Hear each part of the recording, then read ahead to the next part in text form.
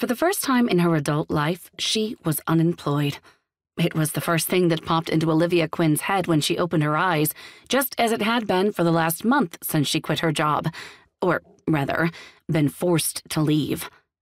She'd been supporting herself since college, even if that had just meant an unbroken line of office jobs and internships and entry-level positions until she landed her dream job. Senior editor for a children's and young adult book line with Altea Press. Each morning, Liv had woken up with excitement and anticipation pressing in her chest, no matter what was on the schedule for the day, whether it was editing a new author, presenting a property she wanted to acquire for the publishing board, or just sorting through her full inbox for the next great book. It had been her childhood dream.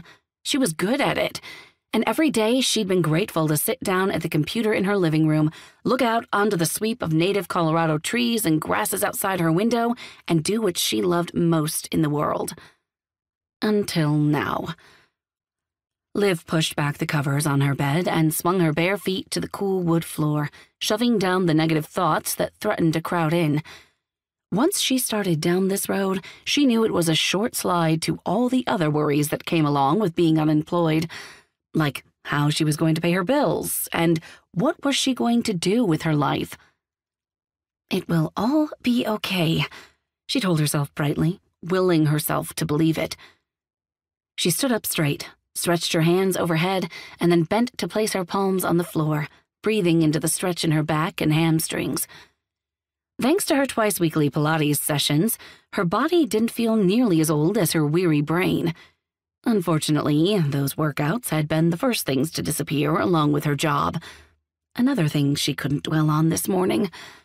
Instead, she threw on a lightweight cardigan over her shorts and tank top and padded down the hallway into her partially finished kitchen, letting her eyes glide over the particle board countertops and the chipped wallboard as she went about her morning coffee routine. The remodel was supposed to have been finished sometime last year, but she'd run out of money, thanks to a flaky contractor who had gouged her and then never finished, long before the specter of unemployment had reared its ugly head. "Living the dream," she murmured as she poured herself a cup of coffee and raised it in silent salute. "Do I smell coffee?" Liv started at the voice, sloshing liquid over the rim of her cup. She grabbed some paper towels and dabbed the cup before she knelt to wipe the floor. "Taylor, what are you doing up this early?" Liv's 16-year-old stepdaughter stumbled into the kitchen, sliding past her to the coffee pot where she poured herself her own cup before doctoring it heavily with cream and sugar. "We're going hiking this morning." Liv lifted an eyebrow. "Hiking?" It wasn't exactly strange for her stepdaughter to do something outside on her summer break, but hiking?